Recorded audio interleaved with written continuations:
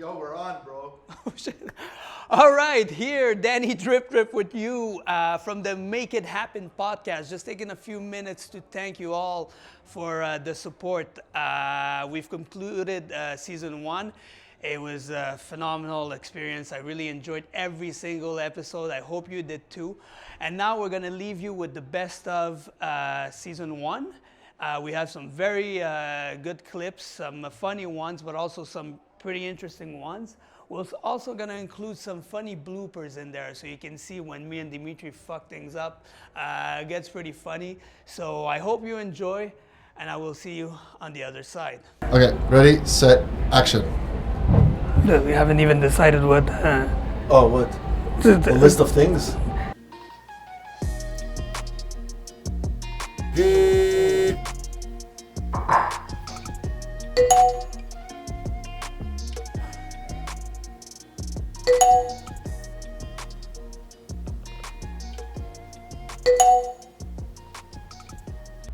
No, you're good, no? Because you're pointing to my nose.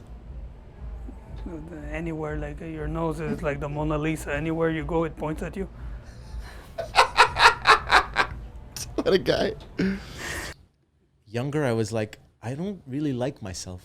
Oh, yeah? So I wanted to change myself, obviously. And I was when you were young there. Yeah, so teenager there. Teenager, but Yeah. even later, in the Okay. 20s and 30s. Okay. Like, I want to change myself. I want to make myself so strong that the voice that's like, you're not good enough for this, can't you're not do good it, enough for yeah. that, or you don't deserve this and you don't deserve that. Like, that voice was stronger when I was younger, but now that voice is like pretty much gone. And now, past 40, I was like, you know what? Love yourself.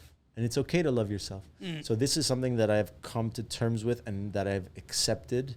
And it's really kind of opened up, different roads of like meeting Olivia that I'm with now, and just being like, okay, things are like fantastic, and I feel good about being with someone. Ready? Hold on. Fucking makeup, say like last time you fucking had me with a boogers, huh? Fuck, I look fantastic. Fuck. Look at this. Exactly. I got a haircut for this intro. What are you showing me? Your face, in case you want to fix it. Who in your spouse's friend circle would you like to have sex with? Okay, well, Jesus. You're going home after this, remember? No, that's fine. That's fine. You can sleep over if you want to. No. That's okay. They know already. They know already what the fuck. this guy's very open about. Yeah, we're very open. You It's know fine. your friend Carol. Fuck, she's hot, huh? That's fine. We're very open. Well, you know what? There's no chance she'll ever see this podcast. So probably Ty. So, Danny, you're ready for your next guest? Yeah, this is a big one. A little nervous, but we'll get it.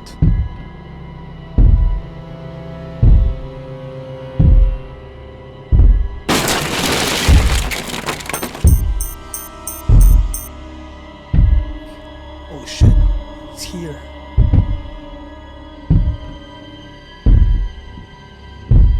It's another one like Ronnie Coleman. Ronnie Coleman, the greatest bodybuilder of all time for me, right? Yeah. But the message that he gives out today hurts me. It's a little sad what's It's a little happening sad with him, because no? what happened? Of course, now he has had over like 5 or 6 or 7 or more surgery for his hips and his lower back, right? He can't walk anymore, no? He's like, he walks but with a cane or in a wheelchair. And the worst part, what hurts me the most is during an interview, just for fucking likes and just for views, bro. The interviewer asked him, what if you could go back in time? Would you do this over again? He says, yeah, I'll do one more rep. Yeah, it's cool. Yeah, It's it sounds funny. good. It sounds good. But what message are you sending to the new generation?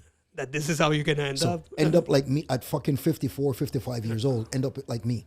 But I'm famous. Yeah. Famous. How can you're famous, but you spend all your life doing that. And then when it's time for you to retire and enjoy life, you live on medication or fucking And in a you wheelchair. can't walk. You can't Yeah. walk. You know what I mean? So it's like, don't send that kind of message, man. It's like I said earlier with the juice. If you're gonna take juice, do it properly. Don't fucking just buy your shit from any little fucking some guy on the fucking street, you know, like selling you half a bottle of this, half a bottle of that. You just fucking take it. Just, you know, Be mindful of who yeah, you're you dealing with. can't tell people not to take it, and you can't stop people from taking it because it's there. I think it's more popular than ever. No? Oh, bro, it's become back in my time. You say the word, and you're like, Yeah. Oh, I used to hide. I used to see the bodybuilders hiding the thing with my their mom. I syringes remember there. I came home, living with my mom's. I came home with my fucking protein shake that I used pennies to pay for, and I put it on top of the fridge. All proud.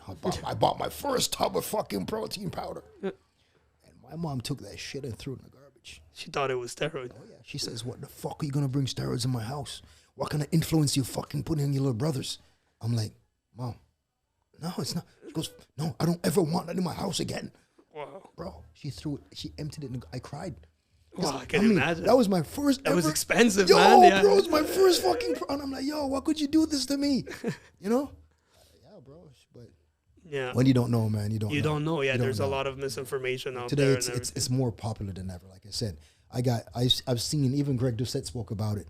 I've seen like 13-year-olds, 14-year-olds that like they jumping on the On worst tests shit. and shit like yeah, that. the worst shit ever. When you don't need it, like you said, they're blossoming into their and testosterone. The worst part is they're influencers. And they got millions and millions of followers. So what kind of fucking message are we giving here? Yeah. I mean, it's like another guy. He was like, had millions of followers, right? And something happened. He got depressed and he gained some weight. So he stopped posting. Instead of posting that, I fell off Yeah. and I will eventually rebuild myself. He stopped posting completely. Okay. And then hide and then get back in shape and posting and tell people like, I was just on vacation. You could show them. Show them that it's a fucking struggle. That's why I love Greg Doucette, because he shows people the dark side and the good side. But he says, "Don't follow me. I'm just giving you." You understand? It's That's like, my life. That's my what life. I Like do, I'll yeah. tell people, it's like, I'm not a doctor. I'm not a physician. Whatever you want to say, but I'm not going to give you advice to fuck you up. Yeah. That's what I'm saying. It's like, do your research and come back to me and let's share. I'll never forget my grandfather's last words to me just before he died. Are you still holding the? The ladder. The best was like I was digging in the backyard and I found gold. And then he's like, I was so excited. I wanted to go tell my wife, but then I remember why I was digging. Biggest regret from that the darkest time in your life. If I had my wife here, she would agree with me right now. There's no regrets. My wife would agree with me right now, and probably my daughter if she was old enough. Yeah. That was the best thing that ever happened to me. Because you feel that This is my life. This is my Now real. you've This is cleared it up.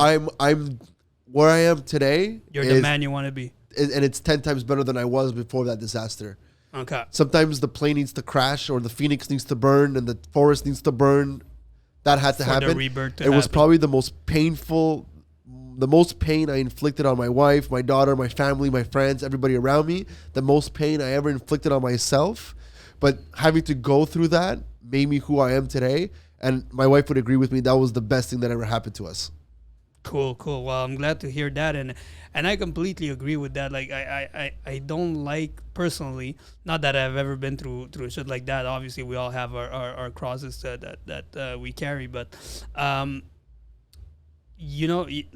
whatever happened that got me to this point, that's why I wouldn't change anything. Yep. Because if I change something and it alters the reality I'm in right now, then it's fucked. Because right now I'm really happy. I have a loving wife and kids, business going well. I mean, healthy, like whatever. So like if I would change anything, it might alter that. So I wouldn't be done with that. So you're saying that in order for you to be who you are today, which you're doing a fantastic job with us here, I know that your personal life also is doing a lot better.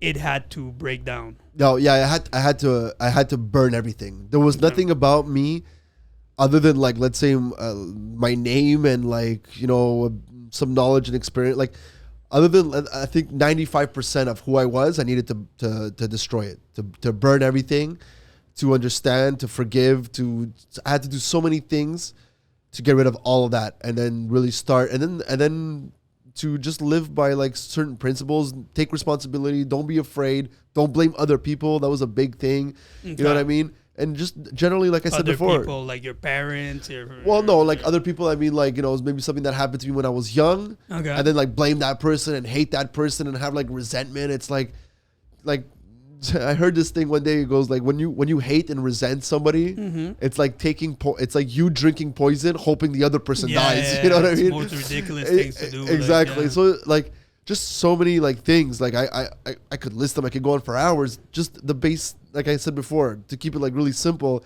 Just stop being a bitch. You know what I mean? Like that's really like that's for me. I don't. it's Not time to everybody's man like up. that. Yeah. It's time to fucking man up. It's time to take responsibility. And okay, here, undo yours. We don't have to wear those anymore. We spend $1,000 for nothing. $1,000 for nothing. Not for this. If we're doing a 2-hour podcast, yeah, for sure. Because you don't want to hear. Plug yours to number 1, right there. So now the babies. Tell me, you have two sons, right? Yes, Joshua, 4 years old, and Nathan, 2 years old. I met Joshua, and when I Yes. saw Nathan, I think you were still. I saw you downtown, I think, Yes. with Lindbergh, and he was still in the what do you call that?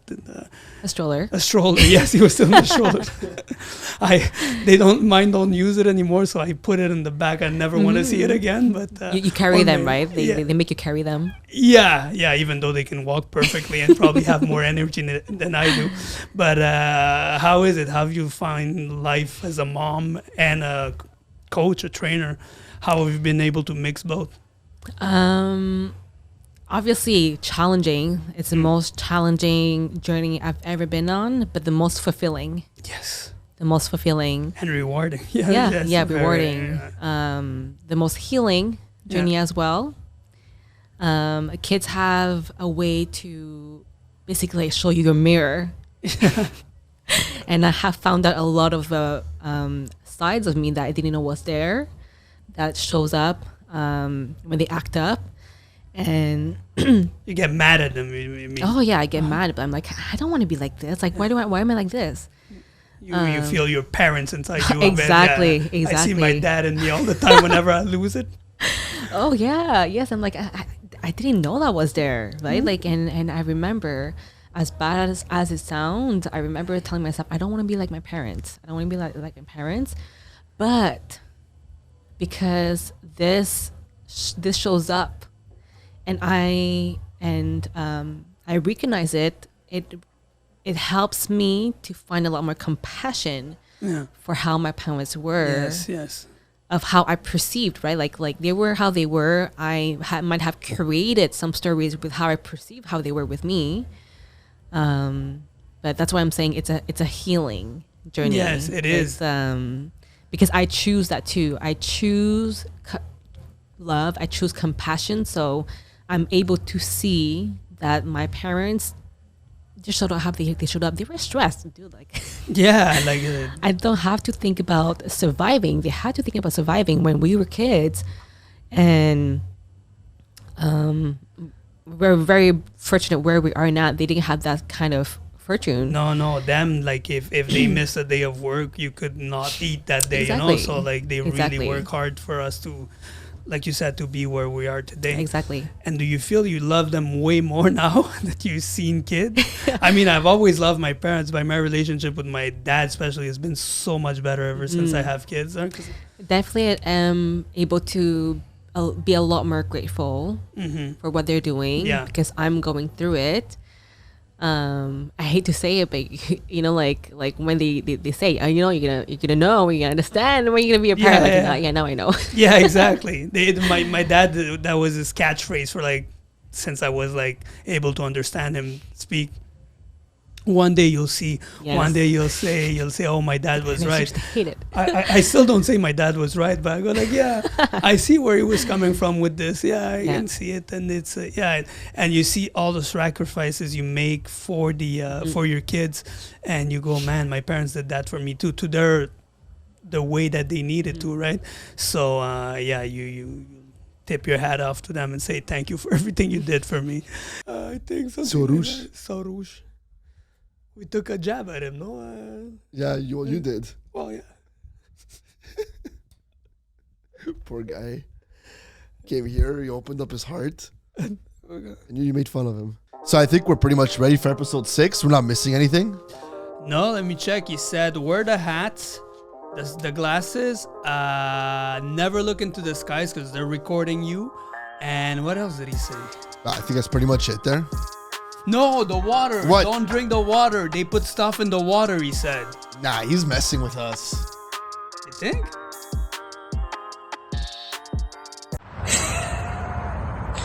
You freaking idiots. I don't want to label you guys conspiracy theorists, but Do we come across as conspiracy theorists? he does. I You're do. fine. No, I'm joking. Anti-vaxxers, is that fair to say, or? So yeah, for me, anti-vaxxer and conspiracy theorist, like both of those are labels to silence dissent. Both of Yeah, those, like just by definition, you're put in a category that is like the category of social rejects. You're not a part of society, and so we cannot have a conversation. Yeah. Like I can't be exposed to whatever ideas or like whatever questions even you have, because that becomes a threat, right? So to me, this is like a kind of a propaganda tool to use these. Oh, I think these terms. it's used to discredit everybody. Like as soon as you say, "Oh, that guy's an anti-vax" or "that girl's a conspiracy theorist," it's already you're like, yeah, you know. But for me personally, and I think, when we first met, you saw that I was more into that type of stuff with 9/11, with other. I mean, the last book I read was American Conspiracies by Senator Jesse Ventura. That gym, we will not name it, but it was a breeding ground for like conspiracies. Remember with I'm gonna name him. It was you, Aaron, and me. Like Aaron, oh yeah, it's true. every theory was going in there. Hey, I would have loved to have him. bring him. He's so good. cool. Yeah, it's true. You gave me a good idea.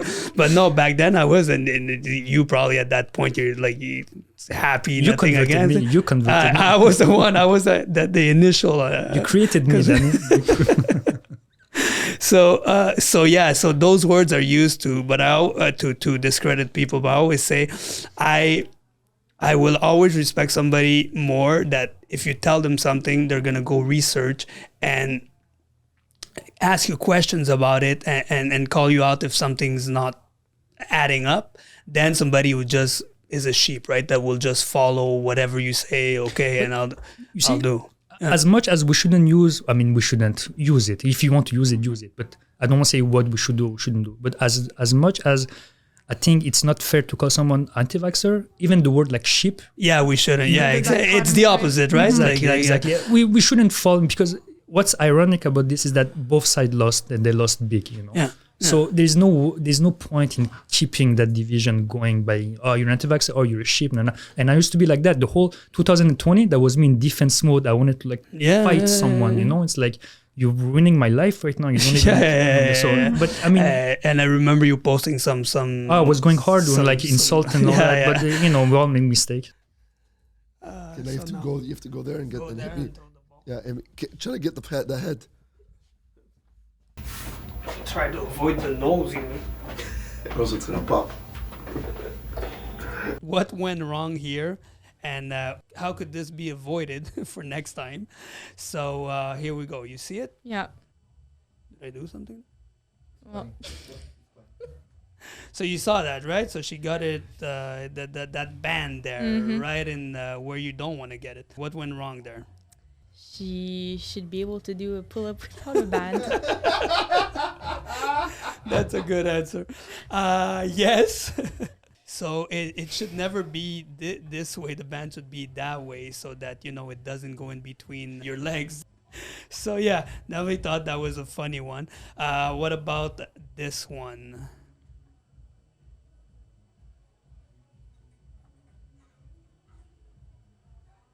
I'll put some volume to it. Always gotta watch your weights. Always gotta watch your weights. That's it. Biggest mistake I think is there's what the fuck are you doing on your phone? Like he's on their phone. Like you saying watch his weights. You get a passing grade again because what the fuck are you doing? What about here?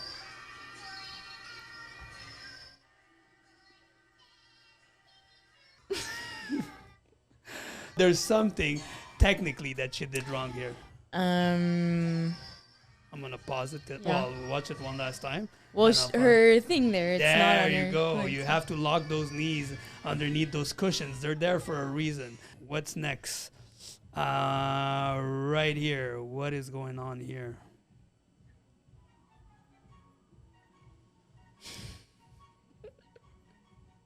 How much weight is he lifting? Is the guy about doing a leg is that press? me? That's called ego lifting. So they Okay. call it on the TikToks. But look what's happened. This is getting bad, huh? No. Is it that it? That's it? That's it? That's That's his leg the press. leg- So he has what? He has 700 pounds on. And this guy does basically the smallest leg press exercise. That's like the And best ROM ever, bro. And the last but not least, this one.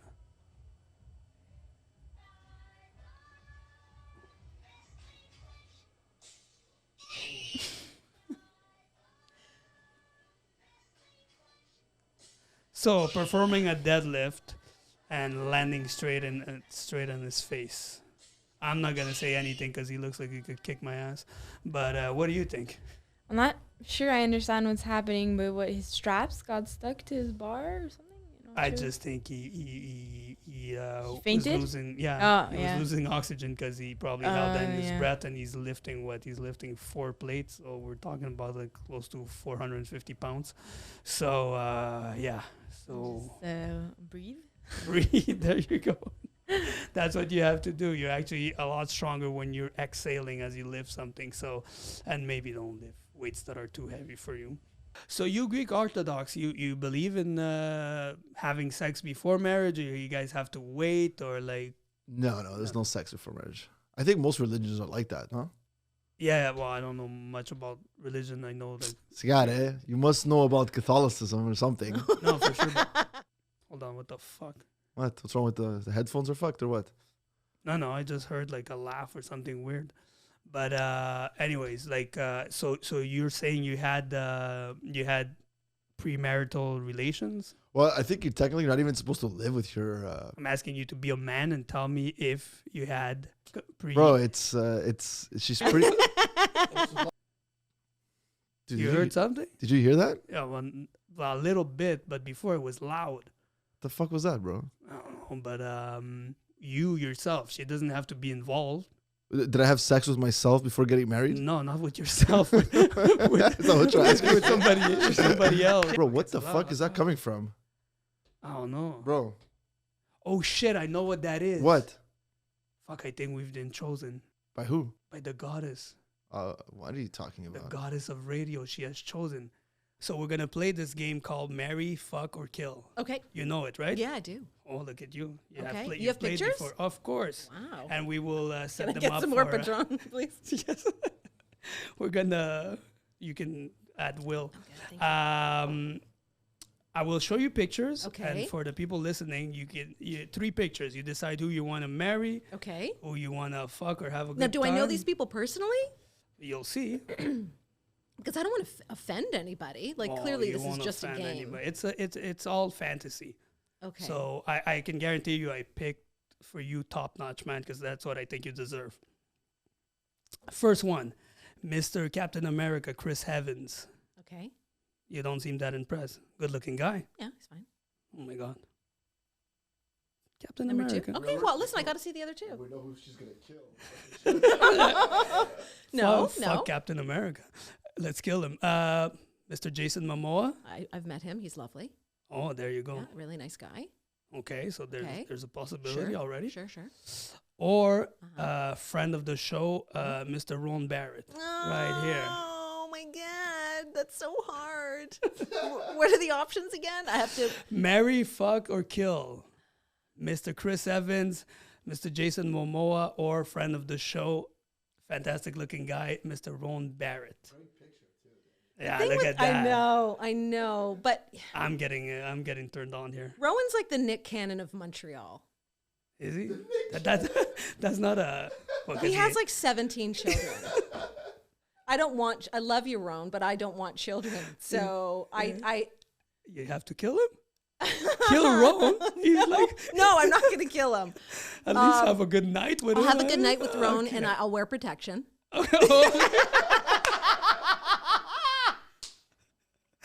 There you go.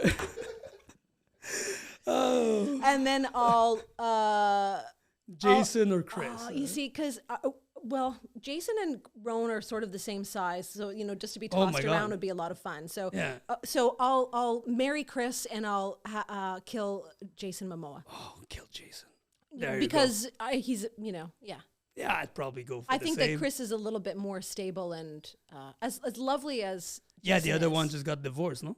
Love fitness, and I loved it the whole time. But it is really hard to make a very, a stable income. It's never stable. It's never stable. Yeah. It's never stable, Yeah. and you have to work really hard. You have to be, you're up at 5, 6 o'clock, and you're still in the gym at 8 p.m. quite often. Yeah, with a yeah. weird gap in between in the middle of the day.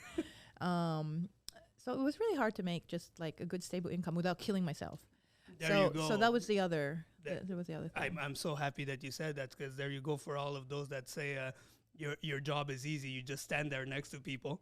That's what I get all the time. Yeah. And you're like, yeah, dude, you have no idea. It's one of the how hard most this is. exhausting jobs. It really Yeah. is. Because also just the emotional energy you put into every single client, and you have clients back to back, and you put so much Yeah. love and care into each person, and it's like emotionally draining. Yeah, because you want them to succeed like you did, or to at least work as hard as, and not everybody does, and somebody complains, and some Yeah, people yeah. don't take it seriously. Oh my God. Yeah, then you have to deal with some people's body issues and like unrealistic expectations again, and it's a lot. It's a really hard job. Yeah.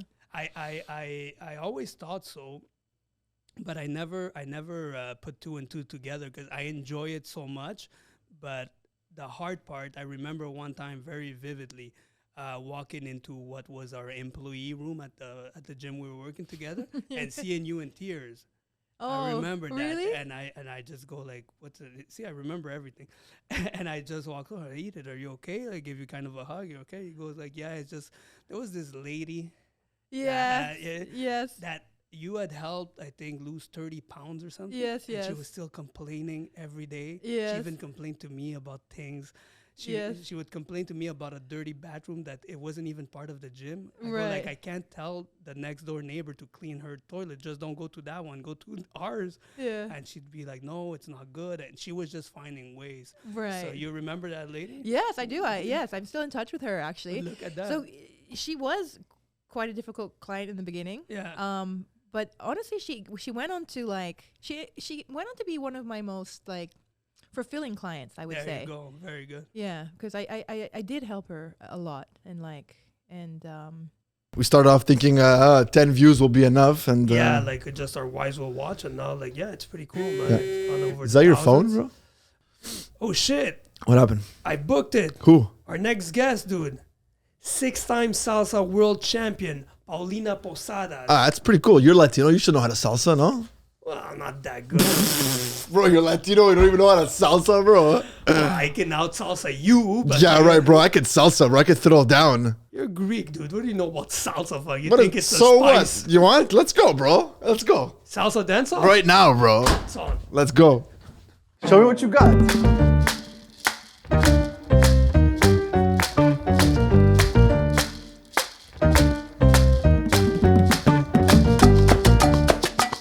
Let me show you how it's done.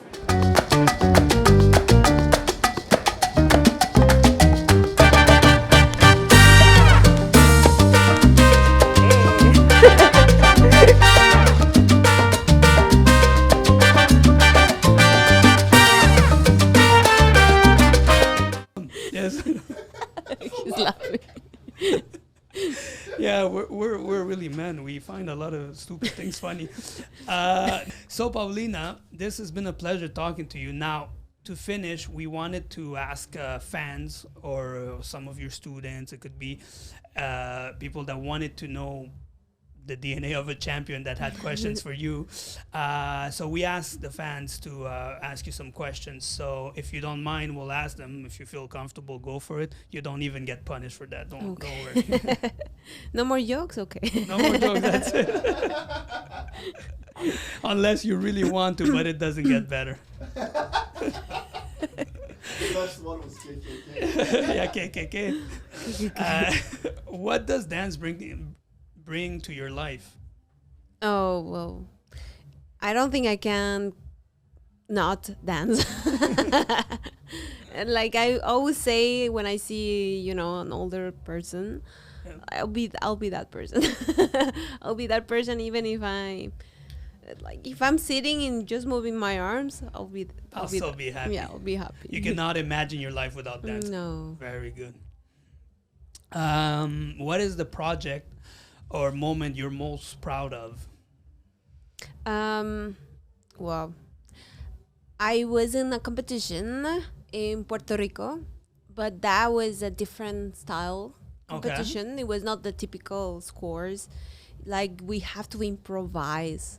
Okay. And there's a live band playing. Wow. Yeah, it's really. That must be hard because you don't even know the song. You don't know the song, and you have to do lifts and tricks. And the best dancers of the world were there.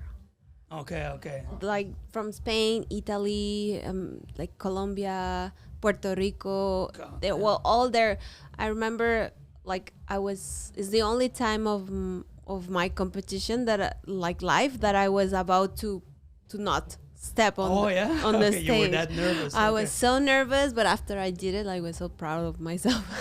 Nice, and now it's your best moment. Mm-hmm. Now this is obviously from somebody who know you, but he says or she says some people might not know that you studied management. Mm-hmm. And how has that helped you to get where you are today?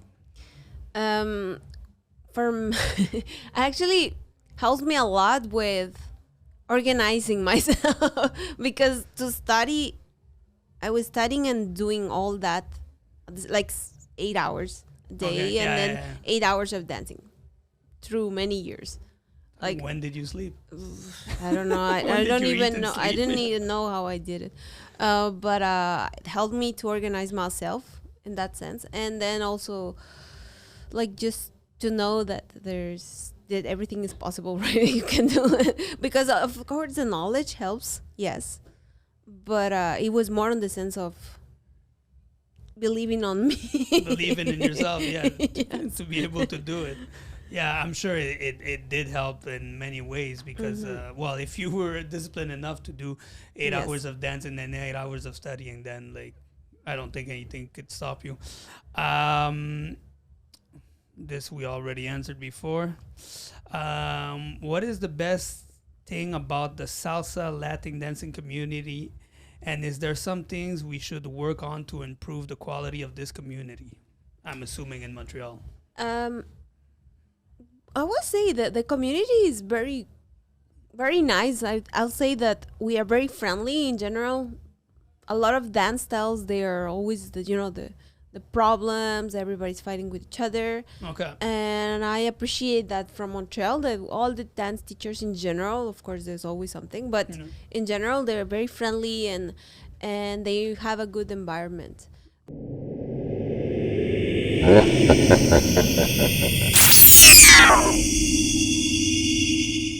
After a devastating AI takeover, the remaining humans hide from the machines.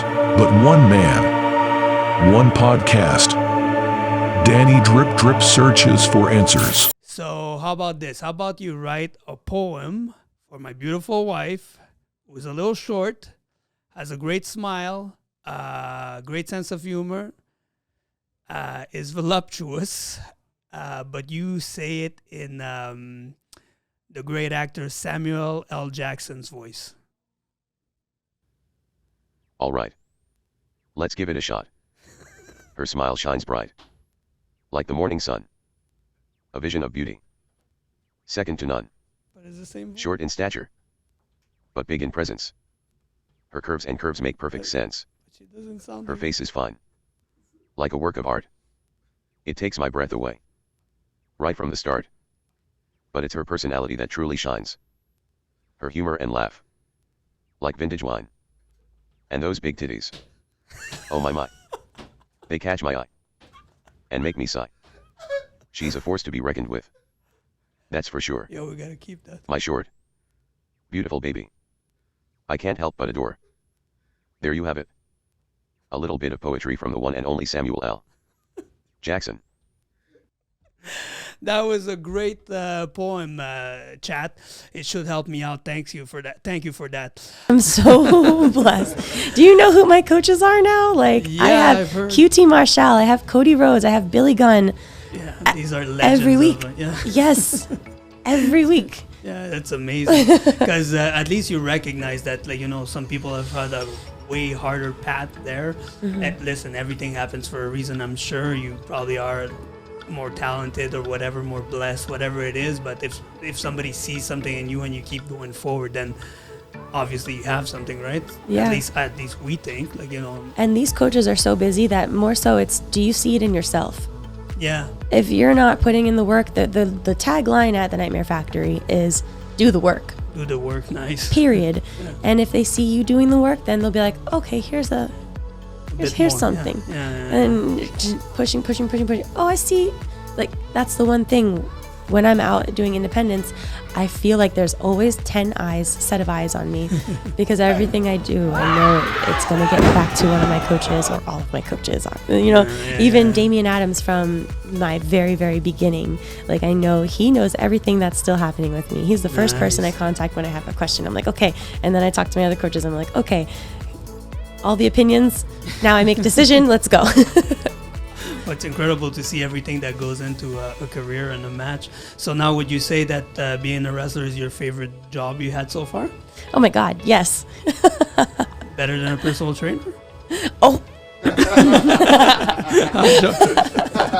I'm in love with the personal training here. First of all, actually, let me officially thank you for letting me always have a place to train when I'm in Montreal. Like, this is your home, actually. It is. It feels like it. Every time I come, Leah's like, I have a training session. You want to join me? Like, yes, I have the most fun. And it's And the you most won't see me. You won't see me very often because you girls are training while I'm still sleeping. So I come in much later in the day. I do the night shift. So, but I'm happy to be here. Someone's got to do it. Yes. So now you said you watched wrestling when you were younger. Who was your favorite? Oh, The Rock. Oh, there you go. Hands down. I think at one point he was everybody's favorite. It was so great. Oh my goodness, yeah. And even now when I'm thinking more about like speaking on the microphone in front of audiences and how to create colorful vocabulary, I'm just like still amazed by his ability to do that. Like it still holds true. Like everything that he did and said, it like still works now. I'm like, I'm still thoroughly entertained and impressed. And you can tell it's inspired a lot of people. You see somebody like Ricky Starks or like you see it in them. You're like, oh yeah, but it's not copying, but it's like it's inspired by it, right? Absolutely. And it's very it's very good. He changed the world in professional wrestling. Billy Gunn still looks like he's like 25 years old. Right? His wife just posted, she's like, does my husband ever age? It's incredible. Like, no, Paula, he doesn't. It's incredible.